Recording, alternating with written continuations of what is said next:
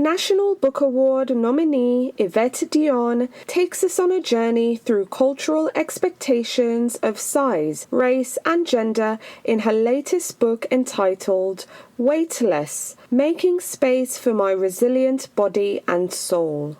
In Weightless, Yvette Dion shares her experiences and breaks down society's beliefs and biases about larger bodies. From the doctor's office, where any ailment is treated with a directive to lose weight, on dating sites where larger bodies are rejected, to TV, where characters in larger bodies are a sexual comedic relief. But despite society's deeply held prejudices, Dion fiercely believes in the power of self-love, and she looks towards the brighter future that we all deserve. Weightless is being published by Eco Books, and it's an honest and captivating journey of acceptance you should put at the top of your reading list.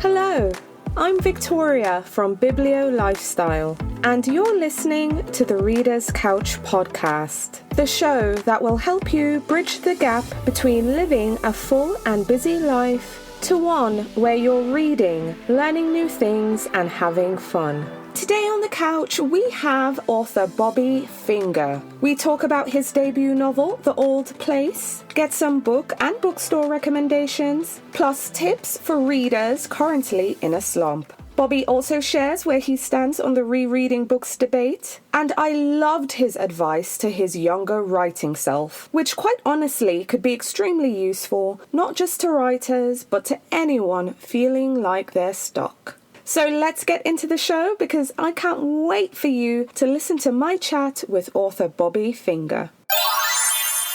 So I have a quick question to ask you. Have you ever thought about starting a reading habit? Or maybe you're a once in every blue moon type of reader, but you want to be more consistent and maintain a reading habit. Or maybe you're an avid reader, but you're interested in having a more intentional and fulfilling reading life. Does that sound like you? If any of those scenarios sound like you in even the slightest, I want to invite you to take the What's Your Reader Type quiz. It will only take 60 seconds of your time, and you'll discover your reader type. But most importantly, you'll get the resources you need to start reading, maintain the habit, and get intentional. So visit readertypequiz.com. That's readertypequiz.com. It will only take you 60 seconds, and you'll discover your reader type and get the resources you need. So whether you're an aspiring or avid reader, go to readertypequiz.com, spend 60 seconds and take the quiz that will help you get clear on where you are right now and what you need to do to live your best reading and literary life yet. Hi readers, welcome again to the Reader's Couch. I'm your host, Victoria Wood, and here on the couch with me is a Texas native who's now living in Brooklyn and is the co-host of the popular celebrity and entertainment podcast, Who Weekly. But he's here on the couch to talk to me about his debut novel, The Old Place. Please welcome to the couch, Bobbie Finger.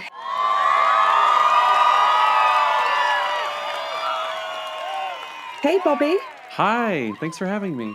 Absolutely. Really excited to have you here on the show. The Old Place was one of my personal favorite reads from the fall. It's in my fall reading guide. I can't wait for more people to read it. So I'm thrilled to have you here with me. Thanks. I'm so happy to be here. Yay. All right. So, Bobbie, your book, The Old Place, it's been out for a while now. Readers can go straight into a bookstore right now and get their hands on a copy. I mean, this is your debut on a scale of 1 to 10. How are you feeling? How excited are you? I think I'm still a 10. It's just a lingering 10. Ever since the publication week, I've been kind of consistently excited and anxious and feeling really kind of nuts and good at the same time. Oh, I love it. That's amazing. But I want readers to hear from you. Tell us about your novel, The Old Place, and what can readers expect when they pick up your book? They can expect a small town story. It's set in a small town in Texas. not unlike the town where I grew up. And they can expect family drama, secrets, local gossip, a lot of food, and a sort of coming of age story for a lot of people, but not a coming of age story sort of in a traditional sense. It's people who sort of come to find themselves later in life. Absolutely. Because I know we attribute coming of age with like people in their 20s. Yes. And that's not necessarily the case. I do believe you can come of age later in life. And that's kind of how I've been describing this book to readers as well. So like you mentioned, it's set in a small town. The town in the book is called Billington. And like most small towns, gossip is like it's the center of life there. It's like currency. A lot of the town's social life kind of revolves around that. I grew up in a small town as well, so I definitely understood those dynamics. But the novel also centers around a church picnic as well. So a lot of things kind of come to head in the church picnic. So the town of Billington as a character, because it really felt for me like a character in the book, that the setting of the place was very much alive. Tell us about Billington, why you decided to set it in this small town. I decided to set it here because I'm from, like I said, a small town in Texas called D'Hanis. It's a little town. I base Billington on it very directly. So the geography of the town, the descriptions of the town, the distance between the town and the other major cities in central Texas, that's all D'Hanis. And it's a place that my father's side of the family, the Fingers, are from and have been from for plenty of generations. And we moved out of D'Hanis when I was a teenager. And ever since we've left, and now it's been, well over 20 years since I've lived in that place, I've wondered what, my life would have been like had we stayed, had I moved back, had I never left, had I stayed, left, come back, like there are all these different versions of myself and people who live in that town that could have occurred had this town existed in their lives in a different way. And I was I wanted to explore my feelings about this town because I have kind of this very conflicted relationship with it. I know it's this part of my life. And I wanted to have this sort of respectful portrait of it. I wanted to work through my feelings of this place in a way that wasn't condescending or judgmental. And I just thought it would be a great setting for this, coming of age story. And I really like stories about older people because, like you said, I love the idea that you can, that you're not this fixed person and that your decisions can evolve just like you can evolve, and you can always change and you can always decide to try something new no matter how old you are. And that's just all of these things I wanted to explore just made sense in the environment of this town that I know so well. Absolutely. I can totally see that, especially just kind of hearing you give insight on that. So the book revolves around Mary Alice Roth. We meet her when she was forced into retirement. She's a school teacher, and she's a bit of an overbearing character. I want to say I knew a Mary Alice in my small town growing up. She's this overbearing personality. She's a busybody, but she has a lot going on in her personal life. But we meet her at this stage. She's trying also to befriend her neighbor who's been there for some time, who moved there earlier. So we meet Ellie. But I want to focus on Mary Alice for a bit. Her husband passed away. The circumstances are a bit messy. I don't want to give too much away in the book, but her husband passes away and she's trying to pretend it's something that it's not. And I kind of felt like folks in the town knew better. And then now, news has come to the town that her son has also passed away, but then her sister's going to come to kind of upend that as well. So Mary Alice has a lot going on. Tell us about her as a character. What were you thinking when you were writing her? And just to give some readers some insight into her personality. She is, both of my parents were school teachers. And so in the public school system in Texas. And so I always found the dynamic of school teachers in a small town really interesting because everyone knows them intimately as this person who's literally molding them and educating them every day in, day out, year in, year out.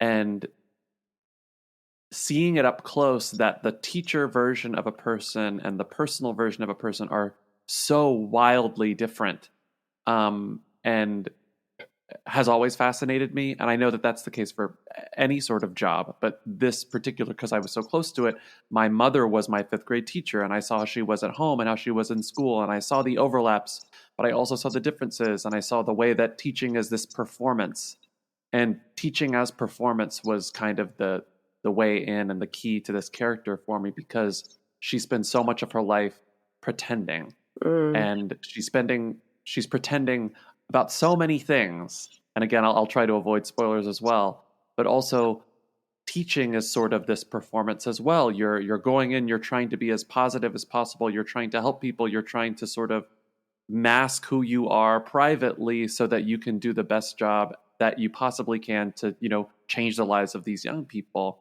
And I had Mary Alice first. Mary Alice was the first character, and I knew kind of her entire arc from the very beginning, and everything sort of expanded from her. She was, she was my son, I guess, and everything came after her.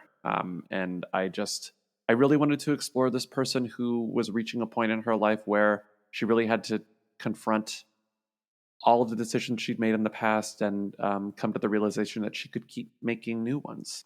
Does that answer your question? I feel like I sort of just went off.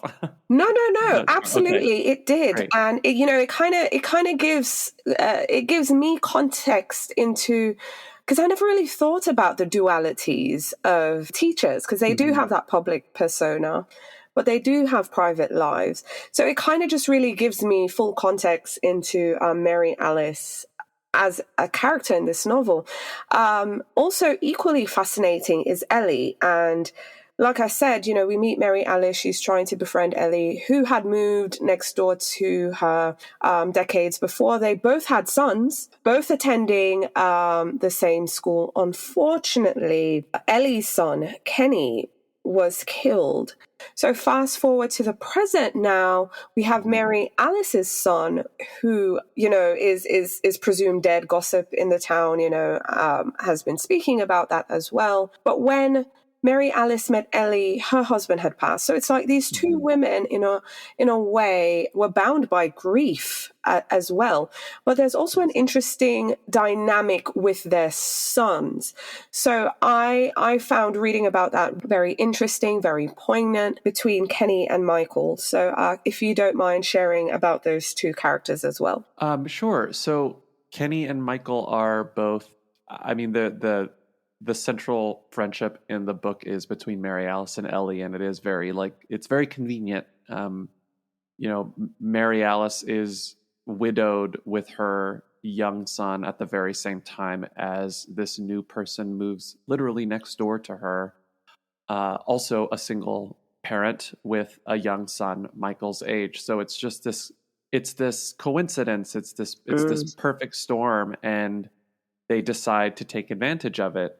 And it ends up really being a godsend for both families. Ellie and Mary Alice really need a friend because Ellie is new in town, and Mary Alice doesn't have many actual close friends who aren't, either intimidated by her as this authority figure in town or just know so much about her. It's sort of the opportunity to start over again for the two of them. And Kenny and Michael have always felt sort of different and odd, and like they have a hard time making friends. And so they really latch on to each other because, in a sense, they're all the other one has. And so a major part of the book is watching these two friendships evolve over time. And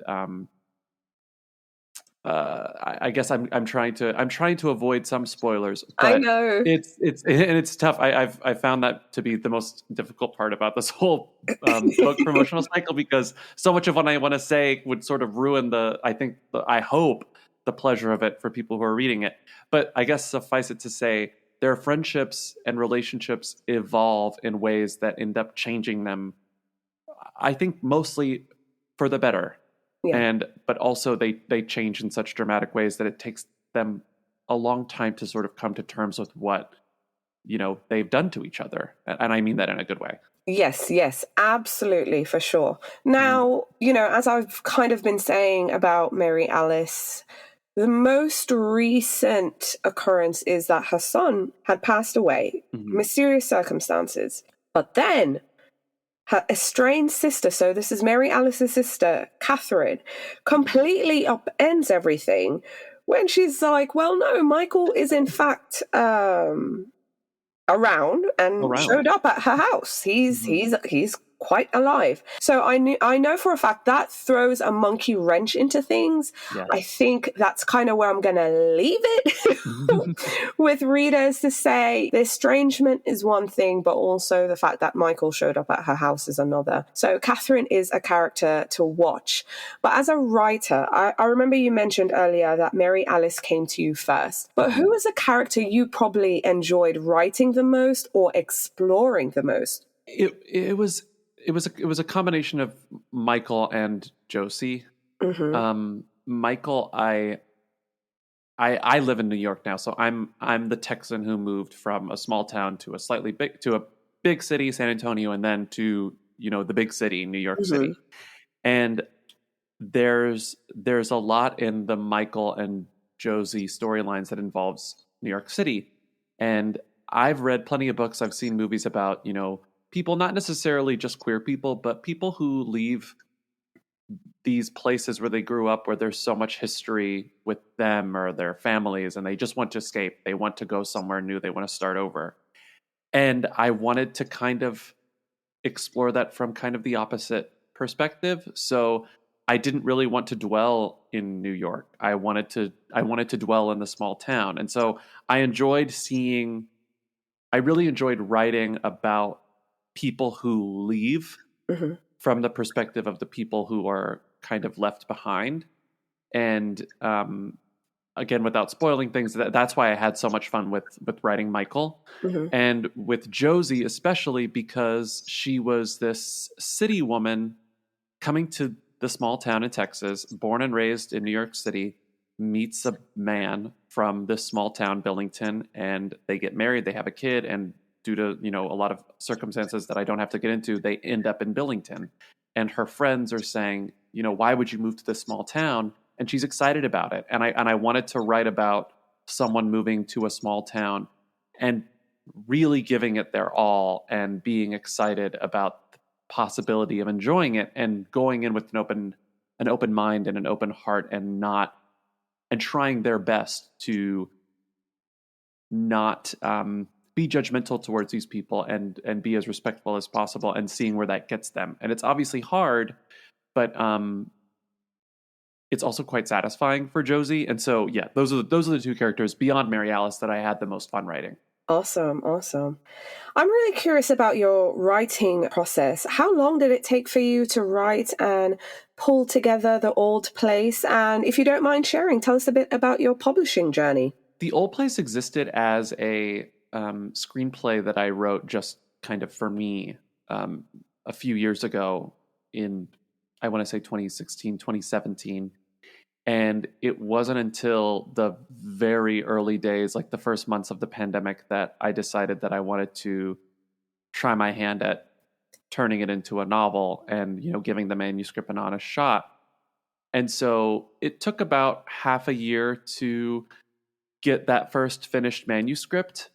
Um, and I used the screenplay kind of as a very rough outline. I didn't want to do any copying and pasting from, the dialogue or the descriptions. I just sort of evolved it into an outline, a glorified outline, because I found that writing it as a novel, writing it as something long form, just opened the door of so many of those characters. They were so much smaller. They were so much more closed off, because again, it was in the confines of a film script. Mm-hmm. And I found it so rewarding and honestly very fun to spend a few hours with them every day as I just sort of expanded their backstories and worked in more flashbacks, and you figured these people out, and in a sense sort of like figured myself out, because so much of it, like I said, was working through my feelings about this town and this place and these types of people. And yeah, that process, it was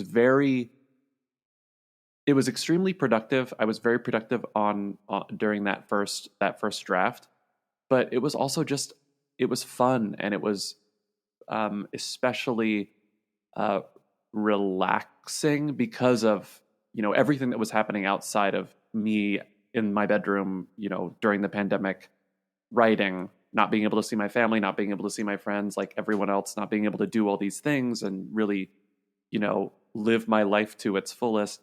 It was a very nice escape. And that sounds like a cliche, but it is really the truth. Right, absolutely.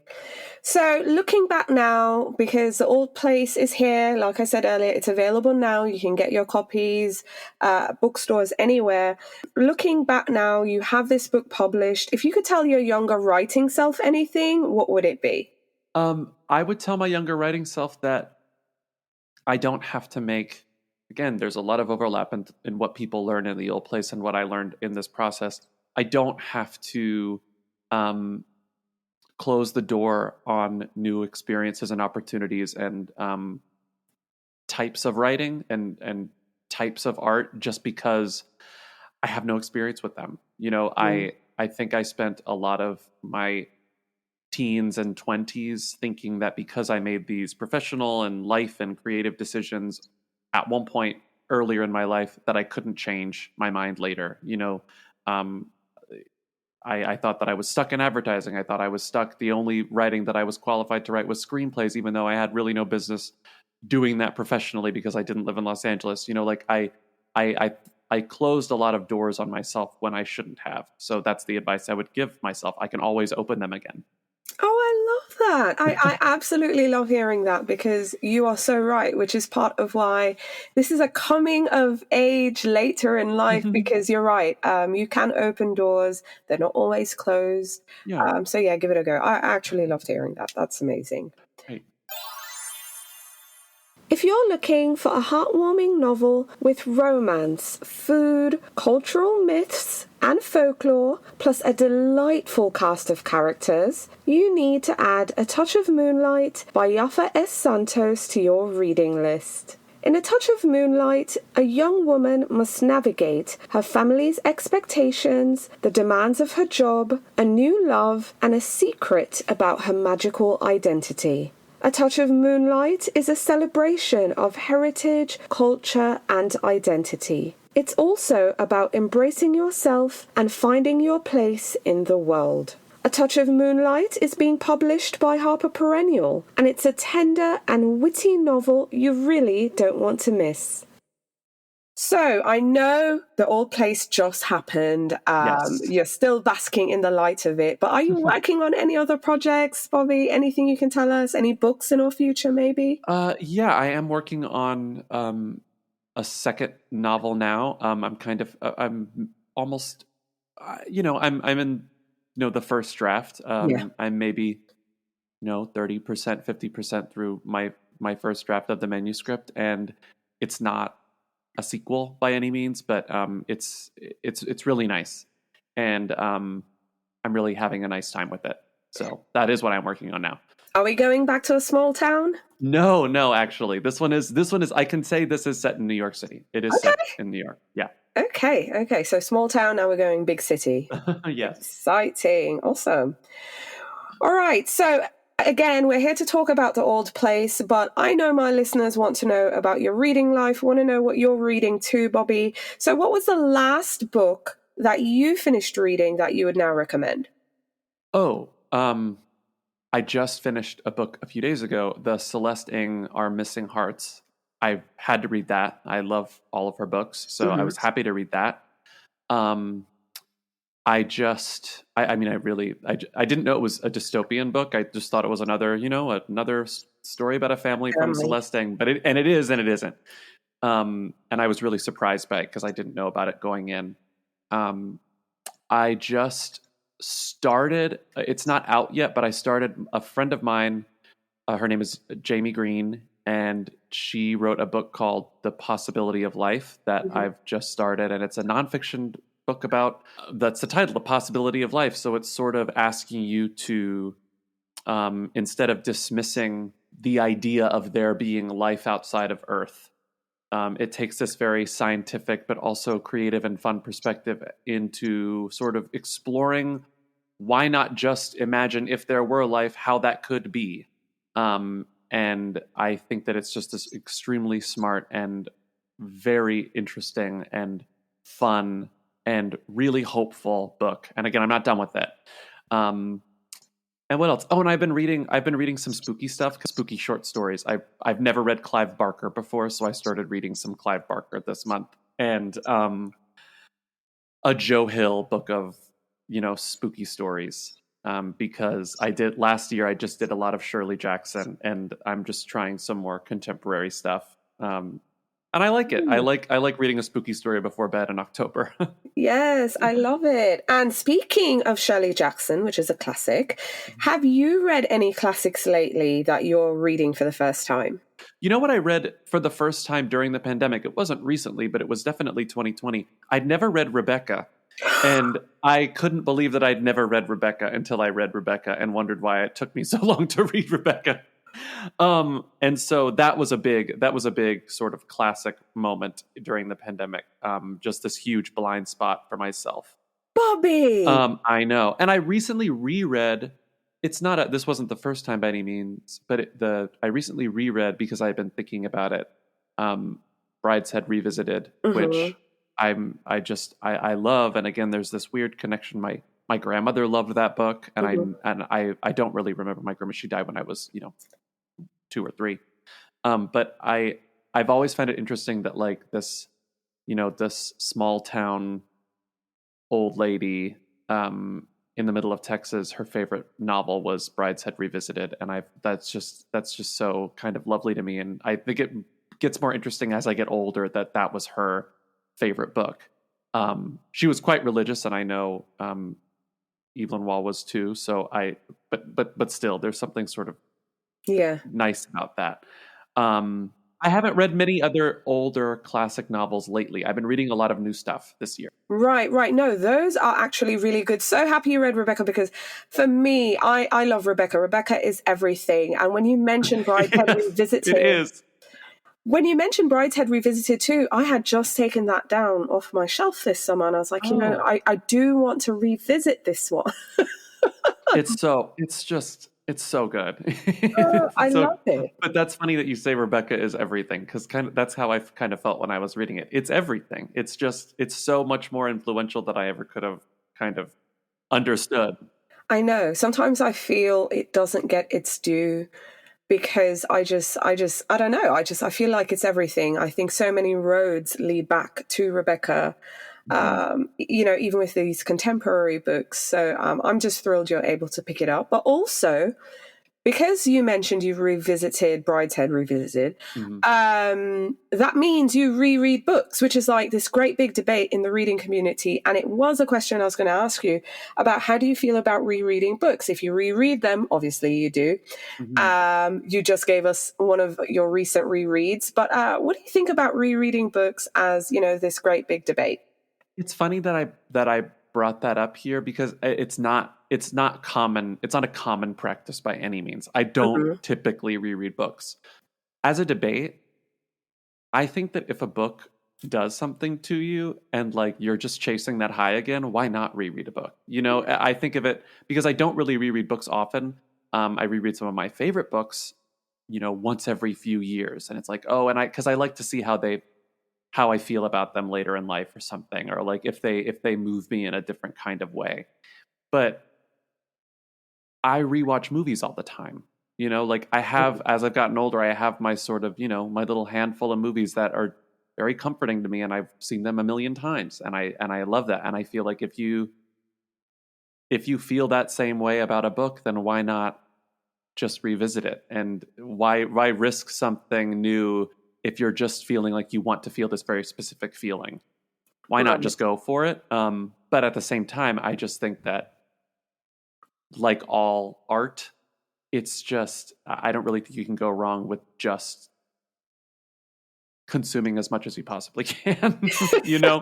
Like why not? I think that there's an argument to be made for both, but Yeah. I like a little happy medium. Like if something really works and is effective for you as like something, a piece of art that you're engaging with and consuming, why not just consume it over and over again? But don't forget to look out for the new stuff, because Yeah. there's a joy in finding new stuff that you never would have thought twice about. Absolutely. It's a debate I love to have. My listeners already know I'm team reread a book if you loved it and you want to Yeah. revisit it. I've reread Rebecca. Oh my gosh.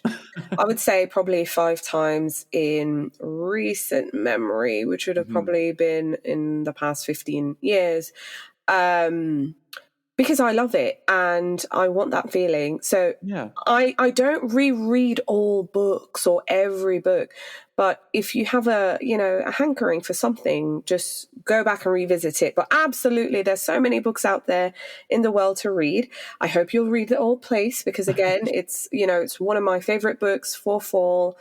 So definitely dive in and explore something new. But if you love it, there's nothing wrong to revisit it at all. I think that's great advice. So, if you were being taken to a deserted island, Bobbie, and you could only bring one book, what book are you bringing? I'm bringing, this is very easy to me. It's the only other book that I've reread multiple times. It's The Line of Beauty by Alan Hollinghurst. It's my favorite book. That's the one I'm taking.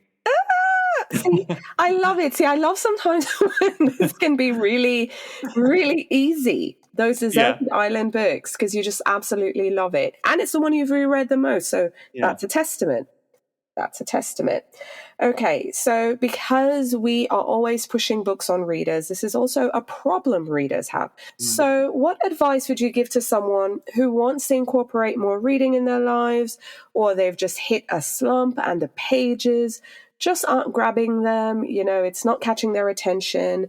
What tips have worked for you, or what advice would you give to someone who's in a current reading slump? I don't know that I'll have anything super novel or special to say, but when I need to sort of build that momentum again to really get back into the swing of, reading a lot, I'll just go to the bookstore or to the library and pick out short books. I finishing multiple short books in a row, just it gets you primed, in my experience. Like, if I'm in a reading slump, I guess I'm not going to pick, a 600-page novel. Mhm.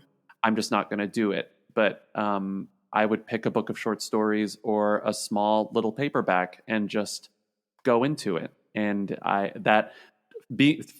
guess it's just like the speed of finishing something, going through that entire process of like beginning and completing a story. And I think for some reason it's better for me with like a short novel or a novella than short stories, even though they are shorter. Mhm. But that has always, gotten me back into the swing of things when I've been in a reading drought or slump. Just a bunch of short novels in a row. No, I love it. It's like getting a quick win, and Yes. it feels gratifying. So you just keep going, keep going. I Yeah. like that. That's really great advice, I think. Good. I'm glad. I hope that's helpful to someone. Yes, I'm almost sure it will be. Definitely, for sure. Okay, so in addition to books and authors and just everything literary, we love our indie bookstores. So we ask all our guests on the show, so of course I'm going to ask you as well, to share with our listeners some of your favorite local indies. This could be local to you, childhood favorites, maybe new ones you discovered the past year. So just share some indie love. I live in Brooklyn. I love Books Are Magic in Brooklyn so much. It's owned by Emma Straub, and she's just wonderful. I'm sure you know her books, and that store is just the loveliest Mhm. place. I love. I'm from Texas. There's a wonderful bookstore in San Antonio called Nowhere Bookshop that I'm a fan of. Also, when I was in college, I lived in Austin, and Book People was my favorite place. And so Book People in Austin and Books Are Magic in Brooklyn and Nowhere Bookshop in San Antonio. Those are my three that I can recommend. Amazing.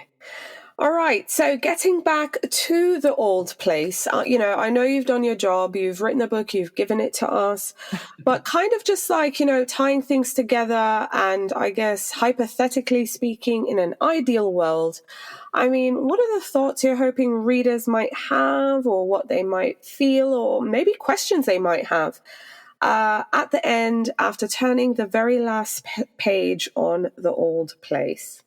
I think that I guess it's not. I guess it's not questions. I just now that it's been out for a couple of weeks, I've had these questions asked to me. So I think I want people to, and I maybe this is a spoiler, but I don't think it should be.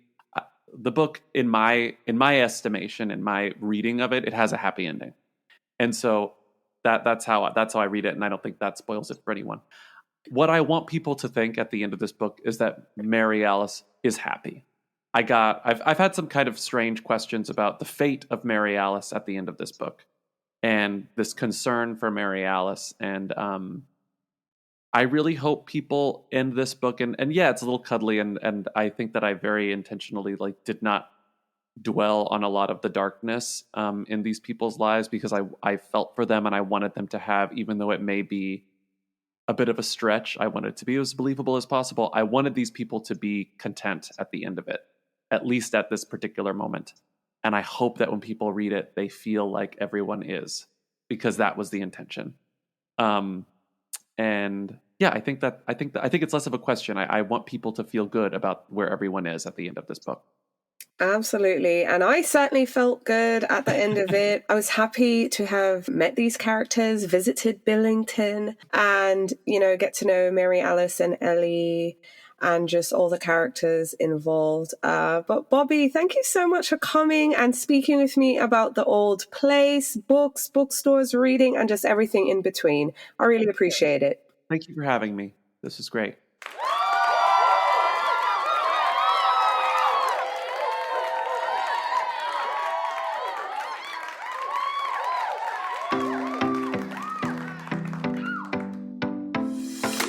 Thank you so much for listening to the Reader's Couch podcast. Please subscribe to the show, share it with a friend, and take a few seconds to leave a rating and review. Until next time, stay lounging, stay reading, and whenever you're in doubt, go straight to your local bookstore or library. Thanks again for listening, and happy reading.